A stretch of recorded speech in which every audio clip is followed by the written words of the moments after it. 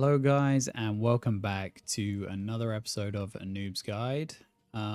Today we are going to be doing the Moons of Peril. It's essentially like a Barrows equivalent with three armor sets. The Eclipse Moon set, the Blood Moon set, and the Blue Moon set. We'll go through those at the end for the rewards. But you're going to want to have base, I'm gonna say, I believe it's 70s. Yeah, base 70 combat stats, so 70 attack, 70 strength, 70 defense. Obviously the higher you go the better. I recommend having over 75 health, because for some reason some of these some of these bosses, they all kind of hit kind of hard, but you'll see when we get in there. I recommend having quite a higher prayer, like 50 plus, just so you can use like the what would it be, well, the equivalents of like IE rigor and whatever, but the lower level ones I don't really use them. But yes, and then you're also going to want 50 cooking, 50 fishing, 50 plus hunter, and 50 plus herblore. That will give you the best way to get all the supplies inside this. I don't want to say mini game because it's not really a mini game. It's like a mini raid, I guess. So you don't really need to bring anything in. All you need to bring really is your like weapons. So here's what I typically bring. You can upgrade and downgrade as necessary. I'm going to put up a table right now.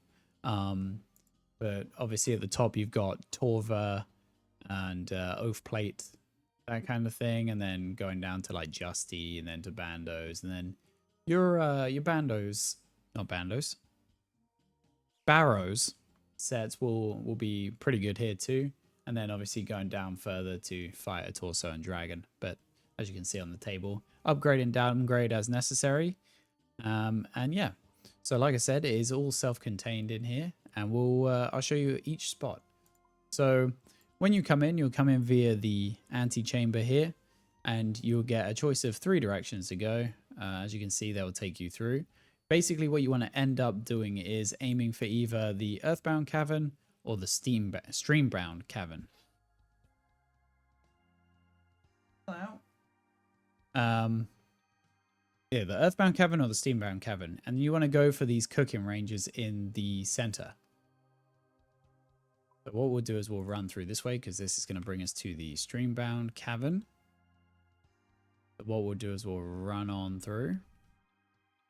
This should bring me up right by, you can catch the Moonlight Moss for extra prayer XP. Not prayer XP, prayer points even. What you'll do is you'll run up to these cooking stoves, and you can do take from supplies.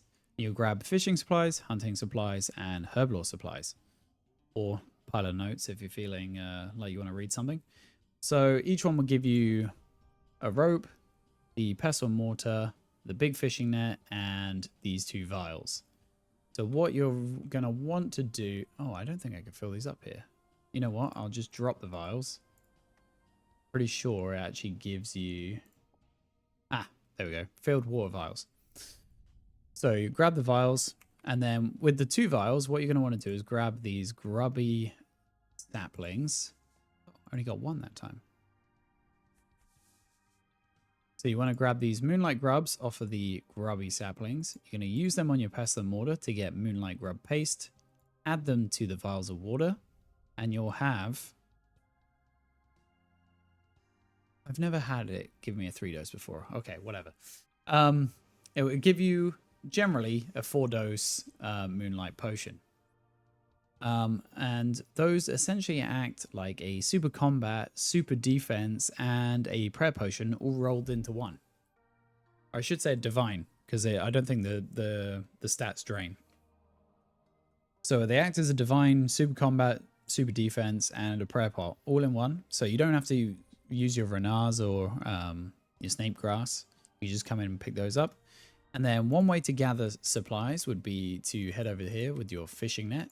And you'll click on this one, and you can align the net to catch the fish as they go by. So you can kind of grab them from the, oops.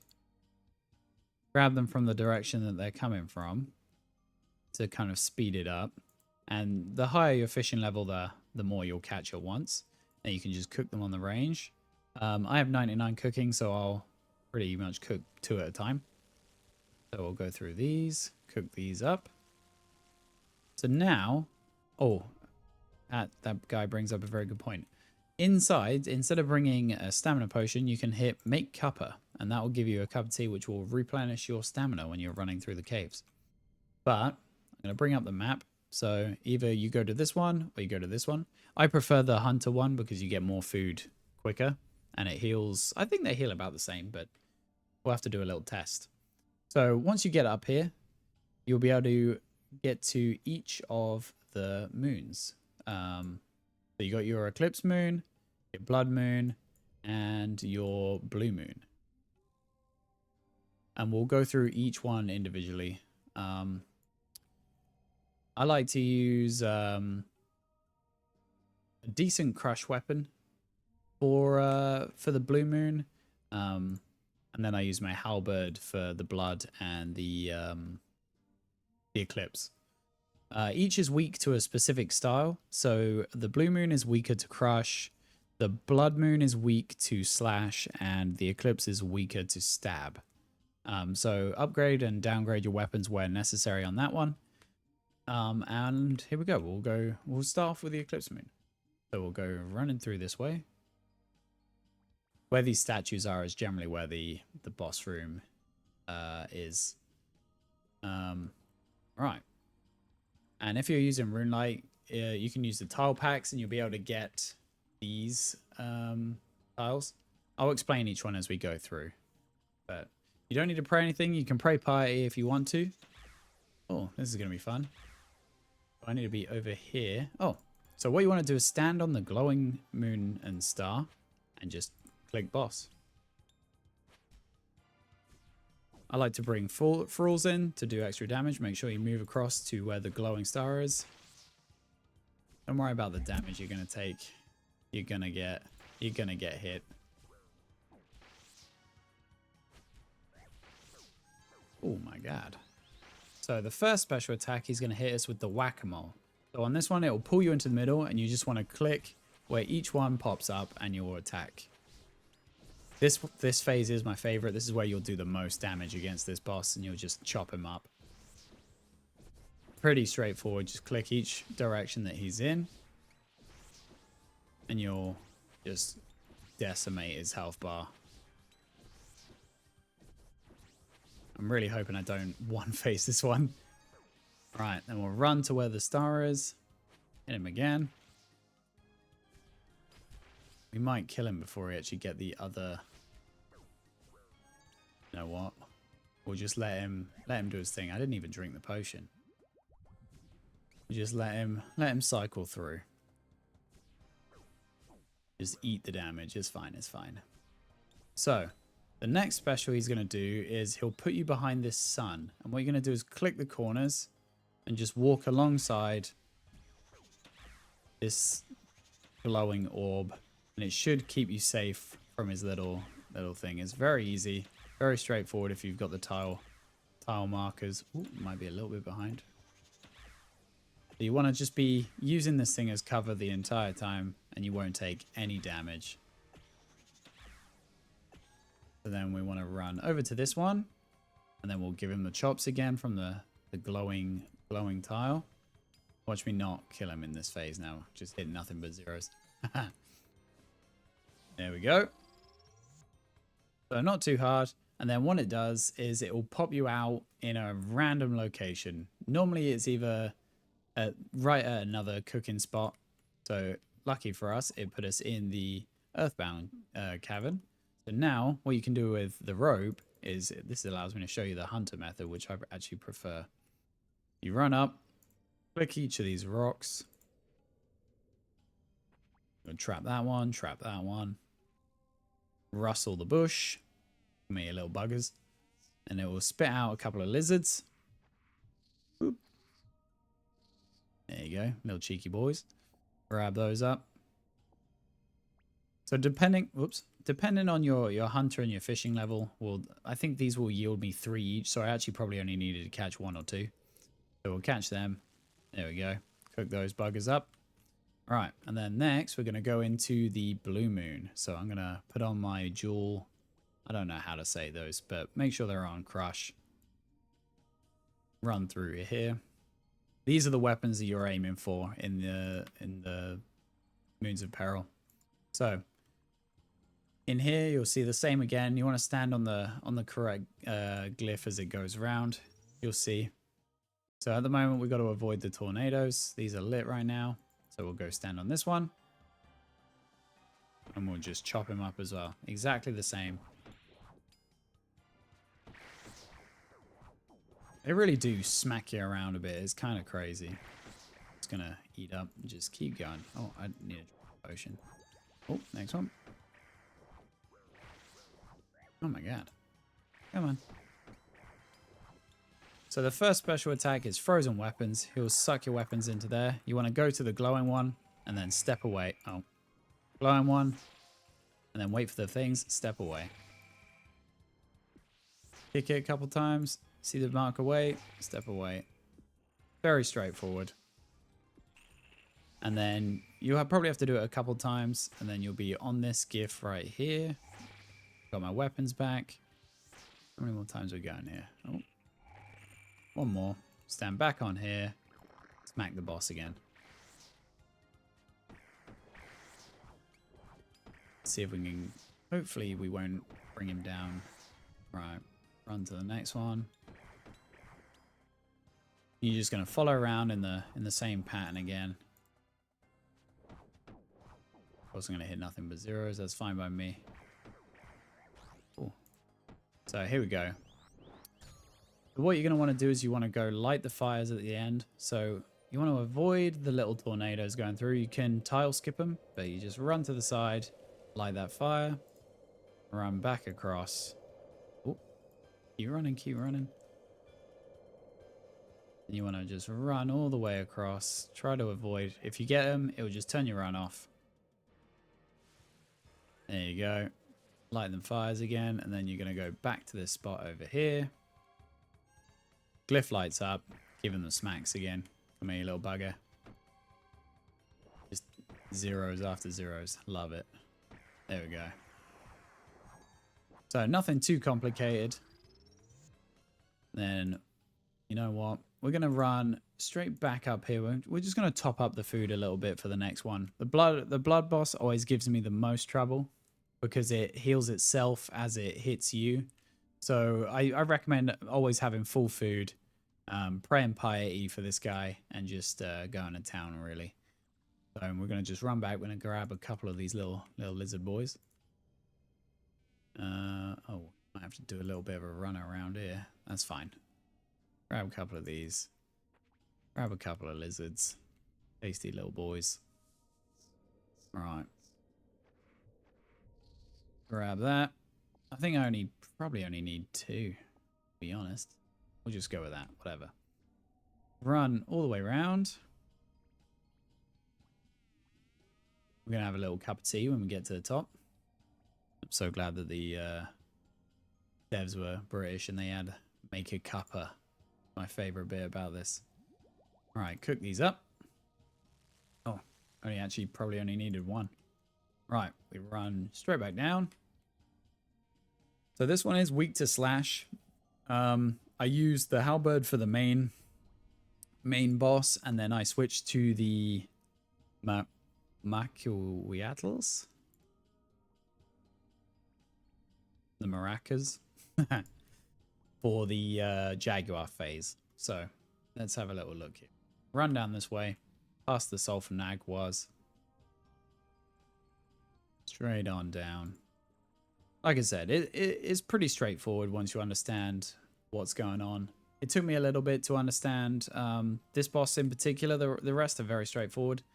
This one requires a little bit of timing. We still got a minute on that. All right, we're going to just jump straight in. So we're going to follow this around. Same again. Stand on the glowing glyph. We don't have to worry about this one being a problem. You'll see every time he hits you, he's going to heal. All right, Jaguar phase. So I want to switch to these. I'm going to smack these guys. And then when that gets full, step back. Smack these guys. When that gets full, step back. Oh, a little bit too early on that one. When that gets full, step back. Smack that guy. Full, get back. That way you avoid the Jaguar attack each time. And that should stop him from healing up between each one. Then we swap back to that one, run to there, give him the smacks. Very straightforward. Chop up this little boy. It would be great if these had a pet, but unfortunately they don't. The armor's pretty cool though. I do enjoy the look of the armor. Be careful on the smacks there. Keep delivering the chops. Then we got the next special attack, which is the Blood Rain. So you just want to avoid the pools. You're just going to step across, try and aim for where it says after the rain over here. We're just going to make our way. You can tile skip them. There we go. Just going to call out our Thrall again just for the extra DPS. Give him the smacks. It'll be a pretty straightforward fight. Oh, we healed him up. Damn it. There we go. One more. Oh my god. He's at 4 HP. There we go. It happens sometimes. This one is notorious for just healing himself all the way back up to full. Very fun. Alright, so once you're done there, so we've completed all 3. It will spit you out another cooking stove. There are several ways to get back to the ancient shrine where the chest is. I think I'm being attacked. Yes, I am. So I'm going to just run this way. Because I know through this door here is going to be the chest. We'll just run all the way down. Pass through here. And this should spit us out in this chamber. With a lovely chest. I like this room. This is a very well-designed area. I do enjoy the Moons of Peril. Alright. And then we're going to claim the lunar chest. And we get fucking nothing. Okay. Dope. Soft clay, some maple seeds, super combat. Just gonna bank all that shit. So far I've been not very lucky. So we'll just go with, where is it? Peril. So far I've only had Atlatl darts, none of the other pieces. But I'll put up a table of the rewards and also show off some of the combat achievements. I've managed to get a few of them. I'll just bring up mine. Let's see here. Moons of Peril. As you can tell, I am not very good at the game. How do you spell moon? There we go. I've got 10 or 12. So I'll put up the table of all of these, but I got most of them. I just haven't opened it 25 times, I guess. And defeat all the moons in one run while only taking damage from the regular attacks. See, I'm bad at the game.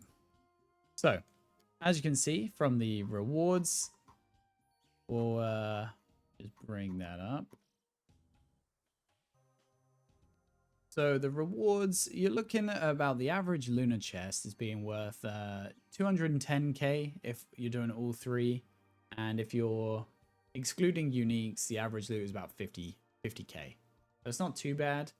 For an activity that doesn't require any supplies, like the only thing you require is gear, it's pretty decent. And then you get there's the Eclipse Moon set, which is the more range based, the Blood Moon, which is the more melee based, and the Blue Moon, which is more magic based. They are all, I guess, technically hybrid sets. So there's that, and with the uniques, they drop at about a 1 in a 224.